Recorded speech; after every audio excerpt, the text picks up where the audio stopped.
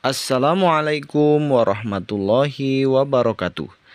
Perkenalkan, nama saya Supriyadi SPDI dari SD Negeri Banjaran 1, Desa Glok Mulya, Kecamatan Sumberjaya, Kabupaten Majalengka, salah satu dari calon guru penggerak Angkatan 8 Kabupaten Majalengka.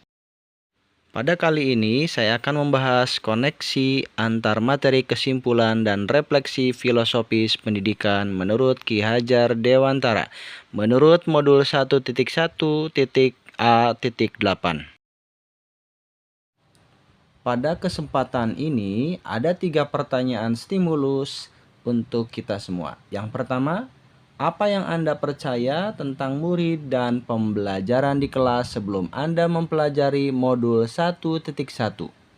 Kedua, apa perubahan dari pemikiran atau perilaku Anda setelah mempelajari modul ini? Ketiga, apa yang dapat segera Anda terapkan lebih baik agar kelas Anda mencerminkan pemikiran Ki Hajar Dewantara? Yang saya percaya tentang murid dan pembelajaran sebelum saya mempelajari modul 1.1 adalah: pertama, anak ibarat kertas kosong yang dapat digambar apa saja. Yang kedua, pembelajaran masih berpusat pada guru. Ketiga, pembelajaran anak belum berdasar pada kodrat alam dan kodrat zaman. Kemudian perubahan saya setelah mempelajari modul 1.1 yaitu sebagai seorang pendidik dalam proses menuntun, anak diberi kebebasan sesuai dengan minat, bakat, dan kreativitas. Dalam hal ini sebagai pendidik atau pamong, dalam memberikan tuntunan dan arahan, anak tidak kehilangan arah dan membahayakan dirinya. Seorang pamong juga dapat memberikan tuntunan agar anak dapat menentukan kemerdekaannya dalam belajar. Jadi, anak bukanlah kertas kosong yang bisa digambar sesuai dengan keinginan orang dewasa.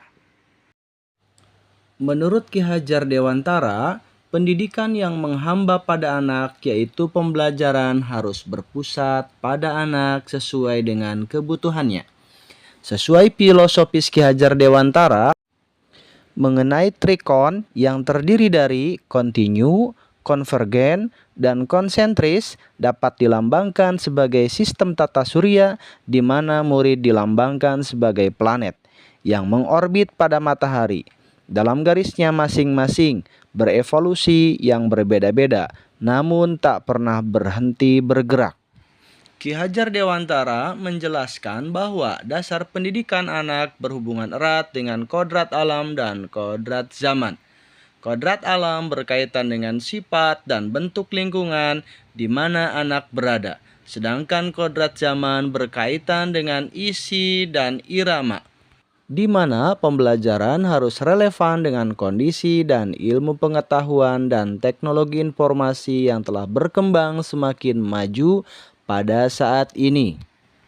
Kemudian yang terakhir yang dapat segera saya terapkan lebih baik agar kelas saya mencerminkan pemikiran Ki Hajar Dewantara adalah merancang dan melaksanakan pembelajaran yang aktif dan menyenangkan. Seperti yang saya lakukan yaitu mengimplementasikan model pembelajaran berbasis digital dalam bentuk game dan ice breaking.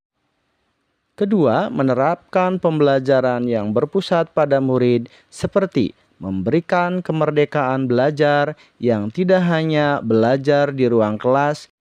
Ketiga, melaksanakan pembelajaran sesuai kodrat alam dan kodrat zaman, seperti yang saya implementasikan di SD Negeri Banjaran 1 dalam bentuk bimbingan baca tulis Al-Quran sesuai kemampuan anak. Kemudian, bimbingan ekstrakurikuler pramuka dan bimbingan belajar macam-macam pupus Sunda yang merupakan warisan budaya Majalengka.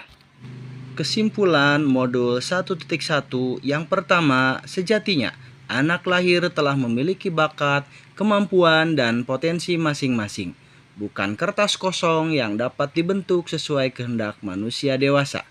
Kedua, pendidikan yang menghamba pada anak didik yang menekankan pada minat, kebutuhan, dan kemampuan individu, menghadirkan model dan metode belajar yang menggali motivasi untuk membangun habitat anak menjadi pembelajar yang berbudi pekerti. Ketiga, mendidik sesuai kodrat alam dan kodrat zaman, sepenuh hati untuk anak-anak yang berhati nurani tanpa saling menyakiti.